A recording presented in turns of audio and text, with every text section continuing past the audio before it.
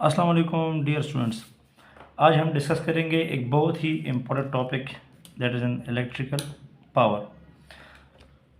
Electrical power को start करने से पहले आपको इलेक्ट्रिकल की जो बेसिक क्वांटिटीज़ हैं लाइक करंट, वोल्टेज, इनकी समझ आना ज़रूरी है। अगर आपको करंट वोल्टेज की समझ आ चुकी है, करंट वोल्टेज को आप समझते हैं, तो फिर जाके आप इलेक्ट्रिकल पावर को भी ईज़िली समझ सकते हैं। अदरवाइज़ इलेक्ट्रिकल पावर को समझने के लिए इन दो चीज़ों का समझना इंतहाई ज़रूरी है। आप इसके बगैर इसको नहीं समझ सकते हैं।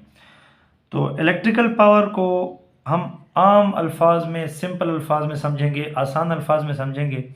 तो इसको शुरू से ही हम एक एग्ज़ाम्पल से लेकर जाएंगे, एक एग्ज़ाम्पल को समझेंगे। उसके बाद इलेक्ट्रिकल पावर की इकाई क्या है, यूनिट क्या है, और कौन सा मीटर इसके लिए इस्तेमाल करते हैं कैलकुलेशन के लिए। डीसी पावर क्या होती है, एसी पावर, पावर की टाइप्स। तो ये चूँकि एक लेंथी टॉपिक हो जाता है, इसलिए इस टॉपिक को हमने दो हिस्सों में डिवाइड किया है। पार्ट 1 जो है ये सिंपल इलेक्ट्रिकल पावर के बारे में, यानी कि डीसी पावर कैलकुलेशन और इसके फार्मूलास के बारे में है। जबकि पार्ट 2 जो इसका होगा वो एसी पावर कैलकुलेशन के बारे में होगा। तो पावर असल में होता क्या है, देखें, लेट सपोज हमारे पास ये एक ब्लॉक है। अब इस ब्लॉक को मैं इस पॉइंट ए से, ये पॉइंट ए है, इस पॉइंट ए पर ये ब्लॉक पड़ा हुआ है। इस पॉइंट ए से इस पॉइंट बी तक मैं इस ब्लॉक को लेकर जाना चाहता हूं। तो मुझे यहाँ पे कुछ एनर्जी दरकार होगी, फोर्स मुझे दरकार होगी। मैं यहाँ पे फोर्स लगाऊंगा। लेट सपोज मैं यहाँ पे फोर्स F लगा रहा हूँ। तो जब मैं यहाँ पे फोर्स F लगाऊंगा इस ब्लॉक के ऊपर, तो फोर्स F की वजह से और इसी की ही डायरेक्शन में ये ब्लॉक जो है ये यहाँ से पॉइंट ए से लेकर पॉइंट बी तक ये हरकत करेगा। अगर ये ब्लॉक जो है ये इस पॉइंट ए से पॉइंट बी तक चला गया इस फोर्स की वजह से, और इसने जो डिस्टेंस तय किया दरमियान में यहाँ से लेकर यहाँ तक, इस डिस्टेंस को अगर मैं कह दूं कि ये डिस्टेंस है s, यानी कि F अगर मेरे पास अप्लाइड फोर्स हो और s जो हो ये मेरे पास डिस्टेंस हो, तो हम कहते हैं कि मैकेनिकल काम हो गया है, यानी कि कुछ काम हो गया है ना, कि ब्लॉक यहाँ से लेकर यहाँ तक चला गया है, तो इसने कुछ काम कर लिया है। तो काम, वर्क डन किसके बराबर हो जाएगा, F into S. This is work done, mechanical work. ये मैकेनिकल काम हो गया है, ब्लॉक यहाँ से शिफ्ट हो गया यहाँ तक, इसने इतना डिस्टेंस तय किया और इतना ये फोर्स लगा था। अब इलेक्ट्रिकल में इस ब्लॉक का काम क्या है, तो ये सिंपल एक एग्जांपल थी आपको समझाने के लिए। इलेक्ट्रिकल में देखें, लेट सपोज हमारे पास ये एक लाइट है और इस लाइट को हम सप्लाई देंगे और यहाँ पे हमने एक स्विच को लगा लिया है। जो ही इस स्विच को हम ऑन करेंगे तो इस बल्ब के क्रॉस इसको वोल्टेज मिलना शुरू हो जाएंगे। तो वोल्टेज जो होते हैं असल में जो अप्लाइड वोल्टेज होते हैं, इसी की वजह से किसी भी सर्किट में करंट फ्लो होता है। तो वोल्टेज एक प्रेशर है, एक कुव्वत है, इसको भी हमने पहले वीडियो में डिस्कस किया था।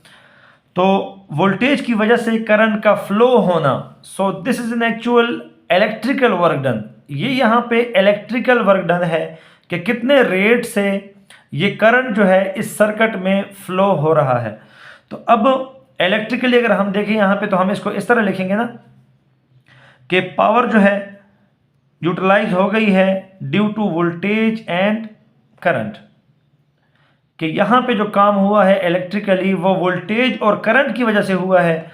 तो जब भी वोल्टेज और करंट की वजह से किसी सर्किट में कोई काम हो जाता है, लाइट रोशन हो गया है, पंखा लग गया है, मोटर चलने लगी है, कोई भी काम हुआ है, तो इस काम को हम कहेंगे electrical power. Power is the product of voltage and current in any electrical circuit.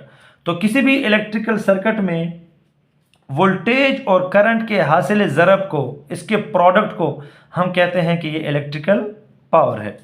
अब इलेक्ट्रिकल पावर जो है ओहम लॉ के मुताबिक इसके मुख्तलिफ फार्मूले बन सकते हैं। देखें, ये एक हमारे पास फार्मूला आ गया है P is equal to V I. अब P is equal to V I जो है, अगर ओहम लॉ के मुताबिक, according to Ohm law, V is equal to I R होता है। अगर हम V की जगह पे यहाँ आई आर पुट कर दें तो फिर कैसे हो जाएगा, देखें, P is equal to V की जगह मैं क्या लगा रहा हूँ, आई आर। यहाँ पे आई आर लग जाएगा और साथ में मल्टीप्लाइड बाय आई भी है। ये वाला आई इस आई के साथ मल्टीप्लाई हो जाएगा और ये हो जाएगा आई स्क्वेयर और साथ में आर। तो अगर किसी भी सर्किट की आपको रेजिस्टेंस गिवन है कि इस सर्किट की रेजिस्टेंस इतनी है और इसमें करंट लेट सपोज 0.5 एम्पियर है जितना भी फ्लो हो रहा है, और आपको कहा जाए कि इस सर्किट की पावर मालूम करें, तो पावर मालूम करने के लिए फिर आप ये फार्मूला इस्तेमाल करेंगे P = I²R। और ये वाला फार्मूला आगे जाके हम डिस्कस भी करेंगे। ये एक्चुअली होता है लाइन लॉसेस के लिए। किसी सर्किट में जो पावर ड्रॉप होता है, जो लॉसेस होती हैं, देखिए यहाँ पे रेजिस्टेंस आ गया है, तो इससे पहले वीडियो में भी हमने क्लियर कट डिस्कस किया था कि जब भी सर्किट में रेजिस्टेंस होगी तो उसकी वजह से वोल्टेज ड्रॉप होगा, और जब वोल्टेज ड्रॉप हो रहा है तो ऑटोमेटिकली क्या हो रहा है, पावर लॉस हो रहा है, पावर ज़ाया हो रही है। तो अगर किसी भी सर्किट में आप लाइन लॉसेस मालूम करना चाहते हैं, so losses is actually a power losses, तो पावर लॉसेस मालूम करने का फार्मूला क्या होगा, P = I²R। सो ये वाला फार्मूला बहुत ही इंपॉर्टेंट फार्मूला है। अब इसके अलावा अगर I की जगह मैं ओहम लॉ के मुताबिक पुट करूं I = V/R, तो फिर क्या होगा हमारे पास, देखें P = I की जगह आप V/R लगाएं, V/R और इसका स्क्वायर ले लें इनटू R। अब यहाँ पे V² divided by R² into R। अब यहाँ पे स्क्वायर और R आपस में कैंसिल हो जाएंगे, सो P = V² divide by R। तो P का एक फार्मूला पावर का ये भी है, P = V² divide by R। अगर आपको किसी सर्किट में वोल्टेज और रेजिस्टेंस गिवन है तो पावर का आप ये फार्मूला इस्तेमाल कर सकते हैं। अगर किसी सर्किट में आपको करंट और रेजिस्टेंस गिवन है तो आप ये फार्मूला इस्तेमाल कर सकते हैं। अगर किसी सर्किट में वोल्टेज और करंट गिवन है, रेजिस्टेंस नहीं है, तो फिर आप जाके पावर का ये फार्मूला इस्तेमाल कर सकते हैं और आप कोई भी पावर फाइंड आउट कर सकते हैं। अब आते हैं इसकी यूनिट की तरफ कि पावर की इकाई क्या है। सो यूनिट ऑफ पावर जो है हमारे पास, unit of power is watt, जिसको हम W से रिप्रेजेंट करते हैं। और वाट की जगह जो बड़ी इकाई है, जो कमर्शियल यूनिट है, वो हमारे पास होता है किलोवाट, यानी कि वाट को 1000 से मल्टीप्लाई करेंगे, क्योंकि हमारे घरों में जो पावर इस्तेमाल होती है वो ज़्यादा होती है, किलोवाट में होती है, तो फिर हम वाट की जगह पे किलोवाट को भी लेते हैं। और इसको किस चीज़ के ज़रिए मेजर किया जाता है, कौन सी चीज़ इसके लिए इस्तेमाल होती है, सो पावर कैलकुलेशन के लिए इस्तेमाल होता है वाट मीटर।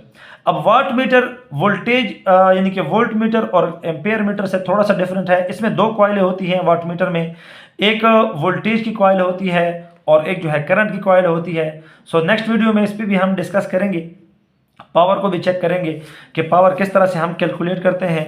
सो पार्ट 1 में हम लोगों ने डिस्कस किया कि भाई इलेक्ट्रिकल पावर होती क्या है, इलेक्ट्रिकल पावर जो है इसके फार्मूले कौन कौन से हैं, और फार्मूले किस जगह पे किस तरह से हम अप्लाई करते हैं, किस तरह से हम पावर को फाइंड आउट कर सकते हैं, पावर की इकाई क्या है और इसकी ज़रूरत क्यों पड़ती है कैलकुलेशन के लिए, क्योंकि पावर का ताल्लुक देखें डायरेक्ट करंट के साथ है। और घरों में भी अगर हम कैलकुलेशन करें तो हम अपने घर में जो बिजली इस्तेमाल हो रही है, जो चीज़ हम इस्तेमाल कर रहे हैं, चाहे वो बल्ब है, इस्त्री है, फ्रिज है, जो भी चीज़ है, उसकी पावर कैलकुलेट करना, तो इस फार्मूले का इस्तेमाल करके आप कोई भी पावर कैलकुलेट कर सकते हैं। लेकिन याद रखें ये डीसी पावर हम यहाँ पे बात कर रहे हैं। इसके बाद जो नेक्स्ट लेक्चर होगा हमारा पार्ट 2 में, उसमें हम एसी पावर की बात करेंगे। सो एसी पावर जो है वो थोड़ा सा इससे डिफरेंट है, उसमें पावर फैक्टर की बात आएगी। तो नेक्स्ट क्लास में इंशाल्लाह इसको भी हम डिस्कस करेंगे। उम्मीद करता हूँ कि आपको आज की वीडियो समझ आ चुकी होगी। एट द एंड आप लोगों के लिए एक छोटा सा क्वेश्चन है, एक छोटा सा एग्जाम्पल है, ये आप लोग सॉल्व करके इसका आंसर आप कमेंट बॉक्स में ज़रूर बता दीजिएगा, ताकि मुझे कंफर्म हो जाए कि आपको इस टॉपिक की समझ आ चुकी है। अगर हमारे पास एक रेजिस्टर है, कोई भी लोड है हमारे पास, और उसकी जो रेजिस्टेंस है वो है 15 ओहम, और उसको सर्किट के साथ कनेक्ट किया गया है, और इस सर्किट में जो वोल्टेज है यहाँ पे ये है 12 वोल्ट। तो बताएं कि इस सर्किट की पावर क्या है।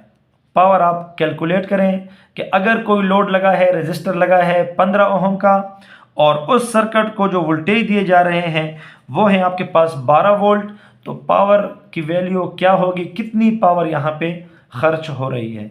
उम्मीद करता हूँ आपको समझ आ चुकी होगी। कमेंट्स बॉक्स में ज़रूर बताइएगा। Thank you so much.